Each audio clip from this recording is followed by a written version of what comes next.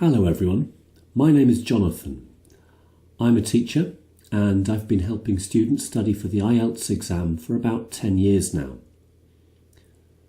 Now, you might already know a bit about the exam, for example that there are 4 separate papers: reading, writing, listening and speaking.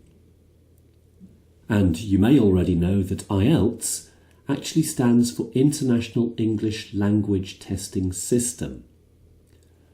But what perhaps you don't know is how the texts and questions that go into the exam papers are actually made, and what happens before you, the students, take the real test. So that's what I want to tell you about now. The IELTS exam is jointly owned by 3 partners: the British Council, which is based in London but has offices all over the world, IDP, an education organisation, and a department of Cambridge University called Cambridge English Language Assessment. They're the ones who basically write and check the questions in the tests, and I want to explain more about what that work actually involves. Writing teams work in various countries. The UK has one team, Australia has another. These writers are then asked, usually twice a year, to produce a number of tasks for the paper they are working on, writing, reading or whichever. They need to follow detailed guidelines to ensure that the topic they write about is suitable and that the text is exactly the length that it's supposed to be, and so on.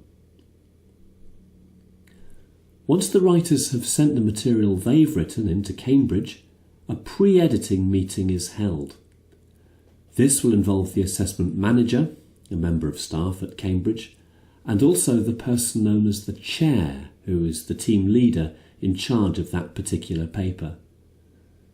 They discuss all the texts that have been written and sent in, and check that these and the answers are all clear. If everything is satisfactory, then they will produce feedback in writing for the writer, asking for certain changes to be made. This is what happens in most cases, but there are occasions when there are too many problems with the task, and if it's difficult to see how it could be made to work, then the task actually gets rejected, although the writer will always be told exactly why this was the case. The writers then rewrite and resend their questions, and then a second meeting is held, the editing meeting. This has the purpose of getting the material ready, editing it, so it can be used in actual tests. And also, it's a way of making sure that everyone who writes the test gets regular training. The next stage is when the questions are used with actual students, but they're not the real IELTS tests yet. The tests need to be checked, and this is called pre-testing. The tests are all printed.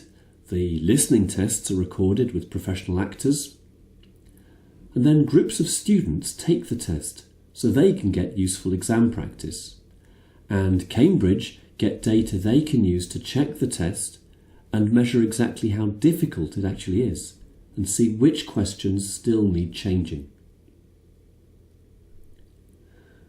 All the questions that have gone through these stages are then stored, and this is known as banking.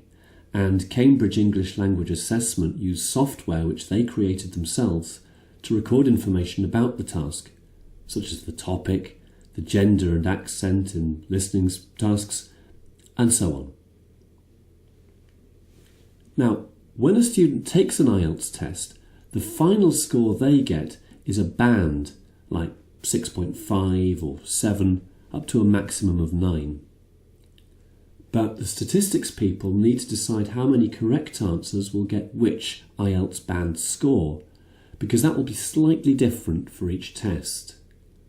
The information from the pre-tests is used for this, in a process that's known as standards fixing.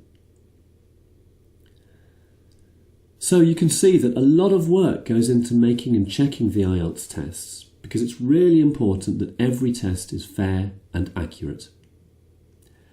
Anyway, I wish you all the best for your own preparation for the IELTS test.